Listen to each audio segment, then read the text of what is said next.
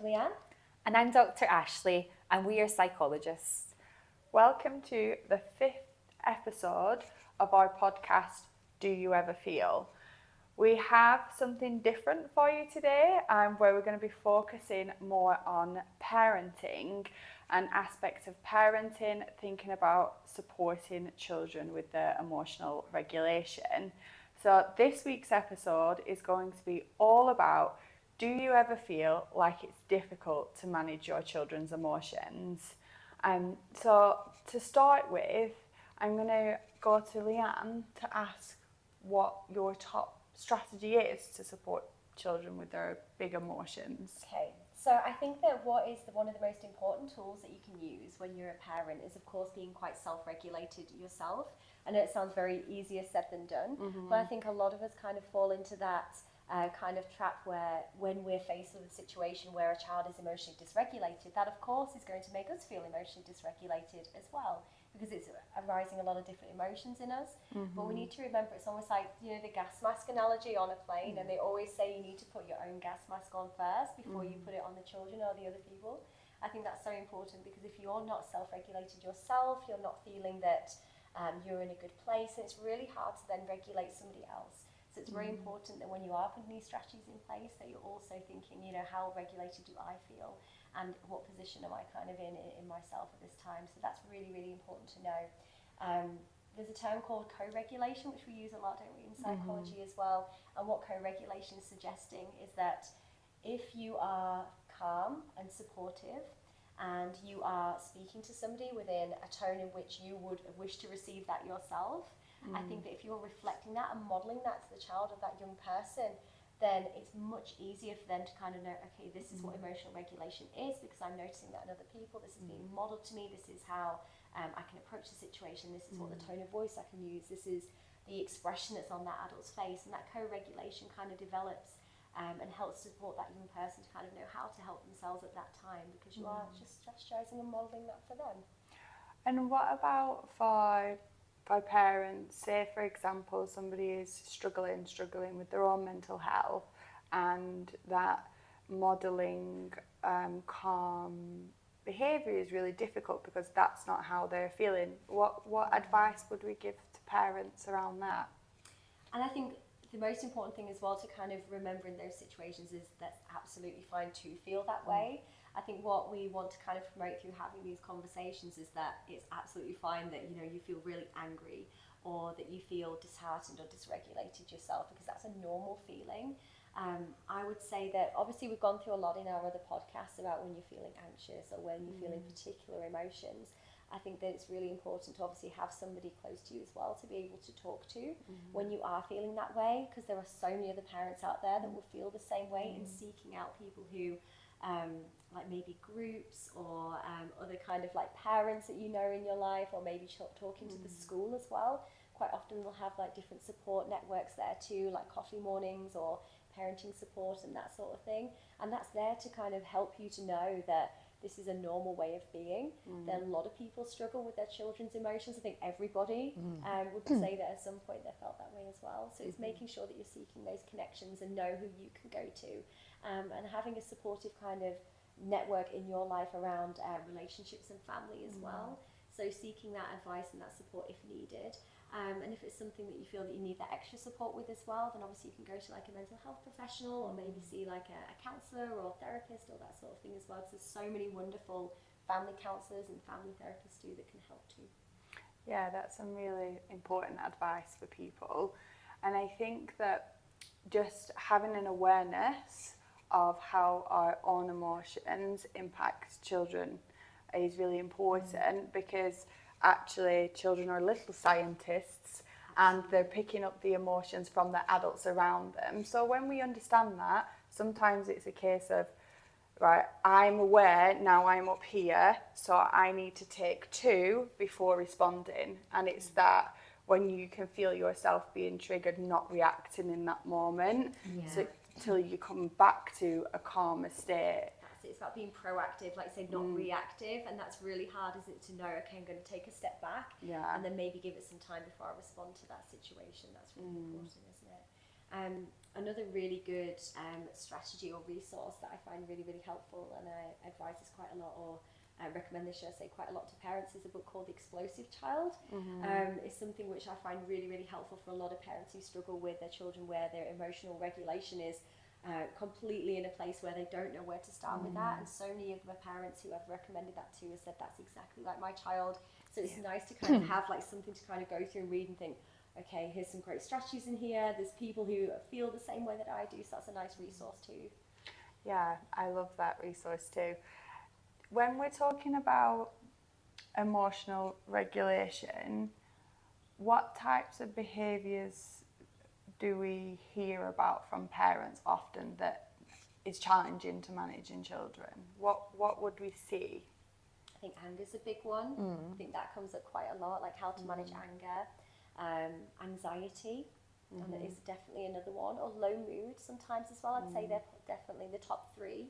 I don't know if you guys have got some additional ones that you face, that you come across in your work as well, or is it those are the main I three think for you too? a big one I see as well is not sharing, like the interacting with other children, maybe like snatching off them and things like that, and it's like some children can find that really, really difficult. So and it's like knowing how does the parent like support their child and like teaching them those skills of like they've been able to share and like interact nicely with their peers and things. Absolutely. Withdrawal as well, see that quite a lot, around emotional regulation. So difficulty in social situations too, so maybe becoming non-verbal or withdrawing themselves, like they're also like challenging behaviours to sometimes see. But I think that what's also important for people to know is that every kind of behaviour that you see is a communication, and it's about knowing what is that young person trying to communicate, because sometimes it's hard to kind of separate out that behaviour from what they are trying to actually tell us, because there's that misconception that the child is just being naughty, or they're just being defiant on purpose, all these negative kind of narratives, when actually when we try and reframe that, it's like, what is that young person trying to tell me? What are they finding difficult? Because it is communicating something through that behaviour, so there is a purpose behind that. Children aren't just naturally going out of their way to try and make our lives really difficult, and in fact it's probably because they're finding something in life really difficult. So yeah, exactly. A common one that I get asked from parents is, my children don't listen to me, they're not listening to what I'm asking them to do, which then leads to dysregulation. And I think we know that children are at an age, as they're developing right from early years, where they're testing boundaries and developing their independence. And in schools we teach critical thinking skills, which means challenging some of the boundaries that are set and put in place for them. But one of the things that I find really helpful is for adults around children, or parents of children, to understand that when children are dysregulated, when they are feeling really angry or upset, or they're feeling like there's a situation that's very unfair, that isn't the time to intervene and reason. And I think that's one of the number one things. So sometimes when we're having the feedback, or children aren't listening to what I'm asking them to do, if we're asking them in a moment of dysregulation, they're not able to process that information. It reminds me of like, how like the brain analogy, like if you're to imagine like that's like the brain, that's like your emotional brain, and then you've got like your logical brain that sits on top of that. And then what tends to happen is like when the child becomes dysregulated, they flip the lids, the logical side comes off, and you're dealing with the emotional side. So lots of parents tend to say it's like, oh, they threw a toy or at their brother or something like that, and the first thing the parent says is, why did you do that? But they're actually speaking to the emotional side of the brain, and then the child's like, I actually don't know, like it wasn't me, I didn't do that. So there's a nice approach I like. It's like this idea, like what you want to do is you want to connect with the emotional side of the brain before engaging in the logical part. And they call this idea as like connect then redirect. And there's a fantastic book I absolutely love. It's called The Whole Brain Child, and it focuses on this approach. But I just think it's so interesting because we tend to respond, like we try to connect with the logical part of the brain, but the logical part of the brain for the child, when they are dysregulated, we can't engage with it. So it's important that we try and connect with the emotional part first, and like maybe say like, oh, I can see that's really difficult for you, and like empathize with like the emotions that they're experiencing and things. And then once they do become a bit more regulated, then you could have a conversation like, oh, I noticed that you did that earlier on. I was just wondering, could you tell me more about what led you to do that, or like, you know, what was going through your mind, or things like that. But you need to wait for the right moment. Exactly, that's key to it when they're in the calm state. You have some experience and knowledge around the PACE approach, which would be helpful for parents or any adults working with children. Could you tell us a little bit Yeah, of course. about that? Yes, I love the PACE approach. I feel like it can be helpful in so many situations. So the PACE approach was developed by Dr. Dan Hughes. He's a psychologist. And he was really interested to find out what's the kind of best way to interact with our children to get the you know, like to help them feel safe and secure with the adults that they're with. And he came up with this thing called the PACE approach. And basically, like each letter, you know, it represents something different. So yeah, so the P stands for playfulness, and this could be like, you know, how you're interacting with your child like the majority of the time and things, and like really creating that kind of safe environment for them. Like, so you build that kind of bond and strengthen that together. So that's what the P stands for. The A stands for acceptance, and this is just really accepting the emotions that your child is showing. Now, this can be a really tricky one for lots of people to deal with, because especially if the children's saying, oh, everyone hates me, or you hate me, or, you know, like our automatic response is we want to say, no, wait, nobody hates you, everyone likes you, and we want to like rescue them from that emotion. But what Dan Hughes is saying is basically that that can be quite rejecting of their emotions and of their experience. So we need to kind of try and like meet halfway in the middle, and try and like acknowledge the experience that they're going through and accept that. So if a child was to say, oh, everyone hates me, like a better way of responding to that might be, oh, that must be very difficult for you that you think everyone hates you. Like, how does that make you feel? Like, you know, tell me more about that. And what you're doing is you're allowing the child to explore that in more detail. But what happens is they're feeling heard and understood. You've not simply rejected their experience or their emotion of how they feel. And then the C stands for curiosity. So this is just like taking a curious approach, and with the interactions that you're having, the conversations that you have. One thing that I really like is this idea of wondering out loud. So, for example, when you are trying to help regulate your child's like emotions and everything like that, you might use wondering as a way to do that, really. So, for example, you might say, oh, like rather than why did you do this? Why did you throw the toy across the room? You might say, oh, I'm wondering if you threw the toy because you feel so angry. And maybe you could refer to something that happened like before that, or you didn't get to play your favourite game before, or something like that. But then what you're doing is you're creating that dialogue. It's helping the child make the connections. Like, because a lot of the time the child, you know, they throw the toy, but they don't actually think, why did I do that? And it's helping them make that connection of like, oh, I wonder if, and I feel as if it's non-judgmental. So yes, so the last bit of the PACE approach is E for empathy. And this is just like, you know, showing that the child that you understand and you can see how difficult it is for them. So it might just be comments like, you know, I can see you're really upset and that must be so difficult for you. And it's just like, what this approach does is just really help the child feel understood. It helps them reflect on like their actions and their emotions and how they interlink with each other. And it just helps them feel safe and secure that, you know what, it's okay to be dysregulated, because the adult is able to walk them through that process and help them manage the difficult emotions that they're experiencing in a safe way. That's not going to damage the relationship. It's a safe... It's a nice model to remember as well, isn't it? Because it's an easy acronym and anyone can kind of employ that. You don't need any specialist kind of training or anything like that. So and lots of people probably already do these things naturally, you know, but I think it's quite helpful, right, okay, when you are in a situation, you go, PACE for it, and just, you know, it's so simple to remember. Yeah, I think it's a really good model, and, you know, linked to some really great values around dignity for the child and, you know, what we know today for child development and the things we know about neuroscience that we didn't know previously. I think what I would share in terms of strategies and advice on how to manage dysregulation very much links in with that on emotion coaching. So to summarize emotion coaching in 3 steps, the first thing we need to do is help children to understand what emotions are.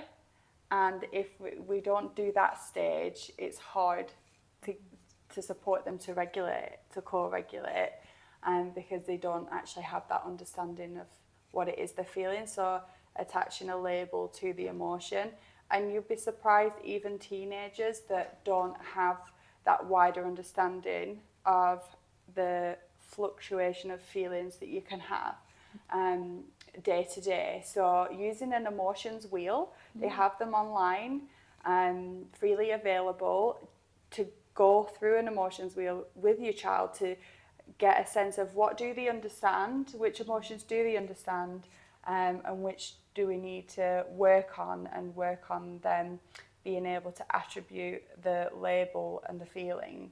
So what we find is children and adults alike will often use emotions like anger or sadness or joy or fear, and there's such a wider spectrum between all those emotions. So I think becoming familiar yourself with the emotions wheel and how many different emotions we can experience in a day, and then support your child to know the key emotions that they need.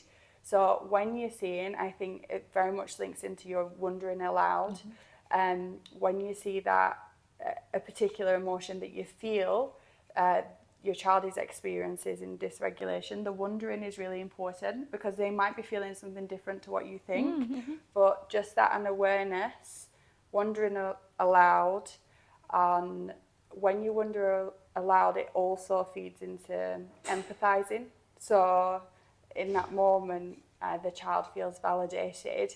And also with emotion coaching, once a child is in a calm state and you've validated their emotions and you've empathized, and now they're ready to listen, then problem solve. So rather than just giving them a direction of what not to do, we can ask them, okay, the next time you feel like this, what could we do? The next time you feel this frustrated, what could we do? And if they can bring their own solutions to that, then it's going to be so much more effective for them. So that's very much around the current research in neuroscience and what you was explaining about the brain, the emotional brain and the rational brain, and how to respond. So if anyone wants further information on that, like, there's so much on emotion coaching online, and it gives you more details about each step. So I think that's really helpful for people to know. Yeah, so kind of going on from that, I know we've spoken a lot about strategies that work for most people, the general kind of day-to-day population, all children, but we know that, of course, every young person is different, and one of those differences is neurodiversity. So I know that a lot of the people that may be listening to this may have a child at home, or maybe working with a pupil who is neurodiverse. Now, what I mean by a neurodiversity is a different way of thinking about the world. So common neurodiversities which you'll be aware of are things like ADHD, or autism, and then also things like dyslexia, dyspraxia, all those fall under the neurodiversity kind of category as well. And we hear a lot, particularly in our role as psychologists, I think that ADHD and autism come up more often than not when we're talking about neurodiversities, because we know that these particular populations, they find it really difficult to manage their emotions. For people with ADHD, because of course they find attention, concentration challenging, and actually emotional regulation is the same part of the brain that controls that. And with a lot of people who are autistic, quite a lot of that time, a lot of autistic children, the reason why it's so difficult to emotionally regulate is because, of course, they are less understood sometimes and quite often less supported than a lot of other populations as well. And what you quite often find is that people who are neurodiverse, they do something called masking. So masking is trying to be something which they think is neurotypical. So your standard day-to-day kind of child, they'll think, okay, this is what my peers are doing, maybe I should do that as well. What we know is that masking is really damaging, and we don't want people who are neurodiverse to try and mask because that causes more emotional dysregulation. And that's one of the reasons why that population does experience emotional regulation challenges a lot more, because they are trying to employ those strategies. Absolutely fine if a young person's decided, you know what, I want to do this because my social goals are X, Y, and Z, so I'm going to mask in these situations. Because we all do that to a certain extent. We have a different role. This is me at work. This is me in my friendship group. That's fine if that young person's done it. But one thing which we need to steer clear of is trying to help that person to, which we think is helping, to be able to mask, because actually that's the complete opposite, and that can cause a lot of emotional dysregulation. The other reason why a lot of neurodiverse people find it difficult to emotionally regulate is, one, they find it really, really challenging if there are disruptions to the day. We hear that a lot of people who are autistic or have ADHD really, they find something called safety and sameness. I think we all find safety and sameness. It's a nice kind of terminology to say that if you've got structure, if you've got routine, you are going to be more regulated because there are less kind of disruptions to the school day or in the work day. Or, for example, if they're going to a new party or, going to a soft play area that's new and unexpected. So we need to make sure that we're maintaining regular structure, routines. If there's going to be any changes, there's a non-uniform day at school, or there is going to be a kids' party coming up, or actually our plans are changing, we're going on holiday. All those things can be dysregulating, but we know that you can't protect everybody from any kind of changes because that's just normal, the day-to-day life. But where you can, give that structure and support, but at the same time give lots of preparation if you know, give the advance warning if there are going to be changes. And like you were saying earlier about problem solving, we can maybe say to that young person, okay, we're going to go to the mall today and I know you find that really challenging. What kind of things can help you when we're there? Would it be helpful to have headphones on? Would it be helpful if we had like some downtime afterwards? That's really, really important. So safety and sameness is a really great one to kind of strategize and use when you're with neurodiverse individuals. I think the other most important one, as well as safety and sameness, is also harnessing the specialist interests. Now, we know that a lot of people with autism have specialist interests, and that is very calming and very regulating for them. Quite often that what you'll see, especially if they find school particularly challenging, that they'll gravitate towards their specialist interest because that is an area which they know, okay, this is going to be less anxiety inducing for me. It's something which I'm used to, it's something which I know I'm really good at or that I really enjoy. Harness that where possible. So in the home context, think about maybe asking that young person, if they're really into gaming, for example, can I play that game with you? That might be quite a nice bonding experience to kind of use that kind of strategy. In the school context, can it be, let's do a project on, I'm really into aeroplanes or something like that. Let's do a project on that. Let's do a show and tell. Can you bring in what you're really interested in to promote relationships and to kind of build that conversation, because that's really regulating for them, and maybe having a time in the day where they can use that as a way of like downtime. Thinking about downtime as well, I think that a lot of our neurodiverse kids, they really like to have, and it's really important in particular for this population, to have that time of day where their social battery has been drained, there's a lot of sensory overload, there's lots of unpredictability. They need that downtime. It's really important. So it's nice in the home context and the school context to have that safe space that's just for them. So if you know there's been a time that's been dysregulating, where can they go to kind of experience that emotion before they're ready to talk about that? Is there a safe place in home? So for example, it could be their bedroom, or they might have like a little tent or something, and you can talk to them about what kind of things you can put in there that's regulating for them. The same with at school, like having a safe space or maybe a safe person to talk to as well is really helpful too. Absolutely. There's some really good strategies and advice there for children who are neurodiverse, and some of those strategies will also help children universally as well. Absolutely. Having a safe space and a calming area and exactly. And just having that, being interested in what they're interested in. If you know you've got a kid who's like really struggling and you're noticing challenging behaviours, just be genuine with them and just be like, I'm so pleased you're in my class. I want to find out, what did you do at the weekend? It's not tokenistic, it's trying to find out more about them and building that rapport and relationship, because they think, this person cares about me, they're interested in my life. Yeah, absolutely.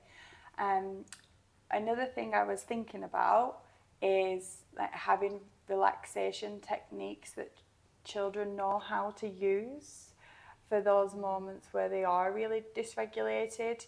Or say, for example, you as a parent are feeling really dysregulated yourself in that moment, and you need your child to have relaxation techniques that they know and understand. It might not always work for them in the moment.